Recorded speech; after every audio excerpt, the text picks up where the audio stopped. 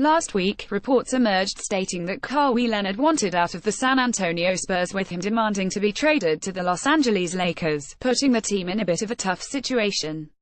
Kawhi's relationship with the Spurs over the past year has reportedly been bumpy, to say the least, and at times, communication between the forward and his team, especially during his time on the sidelines with his injury, has been non-existent. Spurs fans that have hope that the team will still be able to keep hold of Leonard this summer despite the reports will be glad to hear that head coach Gregg Popovich has done something to try and make this a reality. According to David Aldridge of NBA.com, Popovich met with Leonard in San Diego last night, the first direct communication between the two since Leonard's trade demand last Friday. What took place during this meeting is unknown, but one would speculate that Popovich asked for clarification on the reports from last week where he demanded a trade to the Lakers. The Spurs are in a tough spot at the moment when it comes to Kawhi this summer, as he's up for a $219 million Supermax extension this summer whether he goes, since he has the chance to opt out of his current contract next year. The Spurs star was plagued with injury for most of last. He missed the first 27 games with a right quadriceps injury, only making his debut in December.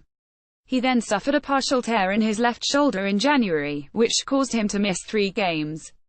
Leonard was then ruled out for an indefinite period of time in order to continue his rehabilitation process from right quadriceps tendinopathy, even though he was subsequently cleared to play by the Spurs medical staff. This breakdown in relationship with the Spurs staff is bound to affect his trade value, but in Leonard's mind, it's Lakers or nothing.